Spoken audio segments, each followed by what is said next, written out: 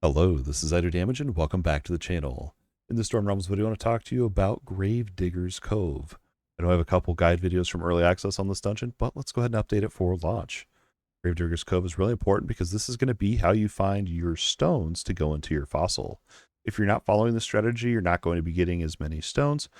But the key to this is you're going to want to level up your magery weapon, which won't take long. If you're doing high ruptures, like higher than level 70 ruptures, it takes like maybe 6 ruptures. You do have to get your magery up to 1,300 to be able to unlock Ground Blast, and you're also going to be using Fire Dash. Now, before we dive too much into this here, I do want to give credit where credit is due. Zubster is the person that taught me this guide, and I can't thank you enough. Make sure you check him out on Twitch. I'll have the link to his stream down below in the description as well. So the way that this strategy is going to work is you're going to have that on. Now, Diggers Cove is a time dungeon, and speed is key. There's a couple things you want to make sure you pull off before you even try the strategy. As I mentioned, leveling up your magery, but the other thing you're going to want to do is make sure you have enough energy regeneration. You can test it in town to make sure, but what you're going to do is you're going to have your Fire Dash always going, and on top of that, you also want to make sure you have enough mana to use your spacebar, your dodge. You can see the amount of speed we get from this, and we can see we have enough energy regen. And the other ability we're going to use here is that blast, that ground blast. Look at the area on this thing. You'll see in there when we're in the crypts, it'll cover up like the entire thing, and so you're getting all the kills every single group that spawns. It's absolutely crazy. So I have, just for reference, I have 79 energy regeneration. I think that is a little bit overkill. But in fact, I actually have a separate set of gear. This is my normal gear I use for like pushing and stuff. And I actually saved up for a set of gear so that I could do this run and get this video guide updated as well. But you can see the energy regeneration on these purple items are pretty wild. That's where we're getting most of our energy regeneration from, is those purple items. So keep an eye out for those. The way that you gain access to this dungeon is you're going to need a key to go in there, of course. And the very easiest way I've found is that you can get one per day from your daily quests over here at Void. I think she unlocks around Rupture 20 or so. And it is the kill 300 elite enemies. You complete that, turn it in, and you'll get a key right here to the Diggers Cove. Also, keep in mind those dailies do reset at 11 a.m. Central. Make sure you check out the daily guide video if you haven't checked that out yet. You can also craft this key in here as well for these handful of bones. You find these in ruptures, as far as I'm aware. I don't know if there's another source of these, but 20 of them and you can craft a key. Again, the best way I've found is through the dailies. Yeah, you can also craft them as well. The other part of Diggers Cove as well is there's no hard monsters in there. Everything dies in one hit. So it's literally about speed and massive AoE. So once you have your key, you're going to go ahead to Diggers Cove and we'll enter. Hopefully I can execute this efficiently here in the video for you. I'm kind of recording it here live while we're talking about it. There's a chest in there with belts, but you can see we go straight into our dash. You talk to the guy in the middle, and you always want to grab this chest. This is where you get your imbued Dwarven rune. You can see we have 3 minutes in here.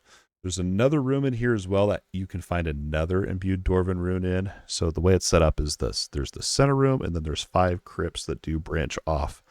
And you can only go into one at a time. So after you've talked to him, he'll light up one that you can go inside of. And when you're in there, you're going to be looking at the room. There's one room in here that your ground blast cannot hit the entire room. But the very first crypt you go into, you will stay in there for the whole time. And there's monograms here. And the other thing, too, you want to grab these chests around the perimeter of the room, using your ground blast as much as you can here to make sure you're killing all those monsters. And my goal when I do this is to get 1,000 of each gem.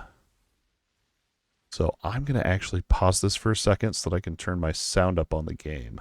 All right, we got the sound. So what we're listening for is for him to tell us to get out of the crypt. While we're waiting, we can sit here and just keep spamming this. You can see this room's a little bit bigger than the size of my ability, so the only reason we're staying in here the whole duration is because it's the first one and you have to. So when he tells you to leave, you're going to go back to the middle, talk to him, go to the one he lights up. This is going to be crypt number 2, and they are in random orders each time you run this. So it's kind of up to you to see which room you're getting and if it's a good one to stay in. This one, you always want to make sure you get all these chests and these monogram things as well. For your crafting. And we'll just... Oh, we got a pet cage. We'll stay in this one because I want to. You could leave this one early. This one's probably one that you would want to leave early normally. We're going to wait till he tells us to leave. I don't know. I'm hitting most of them, so I guess we'll stay in. And it's timed. When you run out of time in this thing, it will close on you. So you do want to make sure you're being efficient. So now we're on the way to crypt number 3. This one, I know this one's small. This would have been the one we'd want to stay in the whole time, but I think now that I've kind of messed up, we will leave this one early. But this would be the one I did before this, the big room, would be the one you'd want to leave early. And the other ones you'll stay the whole time in. So let's go ahead and go back and talk to him. Just because we have a minute left, we want to make sure there's another imbued rune in here that you can get. It must be in the other crypt because I haven't seen it yet. Get all your chests around the perimeter, of course, every single time. And you can sit in this one, I guess. No. Okay, wants us to leave now, so let's go ahead and leave. Talk to him again.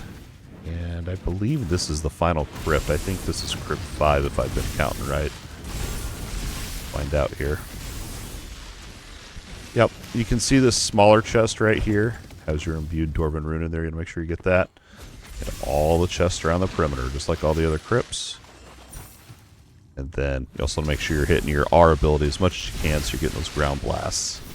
We'll see here at the very end how many stones I got. So we got, if you do this right, you'll have about, you'll see I only have about 15 seconds. You'll have like 30, sometimes 40 seconds so you can literally just sit in this final crypt and just blast and get loads and loads and loads of these stones. But I kind of goofed up there. I stayed in that bigger room too long, but hopefully you'll learn from my mistake on that.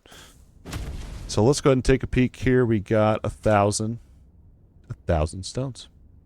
If I can get 1,100 of these stones here, these 5 stones, experience, attack speed, armor, boss damage, and damage. If I can get 1,100 of those, I'm perfectly cool with that. Even 1,000, I'm pretty happy with that run. And then these large stones, these are the ones that you're getting from the chests that are around the perimeter of each of the crypts. So that's why I didn't get as many of those, but you can see they give more for the bonus of the stone. So you just use them, smack them right into your fossil.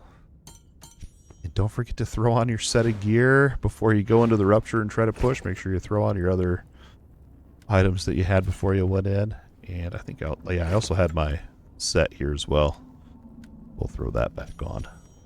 Probably why I couldn't clear that rupture 90 because I had my Diggers Cove set of gear on. And that's going to wrap it up for this Dwarven Realms Diggers Cove guide video. Hopefully you found this video useful and or entertaining. Don't forget that like button and subscribe to the channel if you think I've earned it. Just consider becoming a YouTube channel member today. It helps out more than you know. But don't forget, your view alone means the absolute world. As always, thanks for watching, and we'll see you in the next video.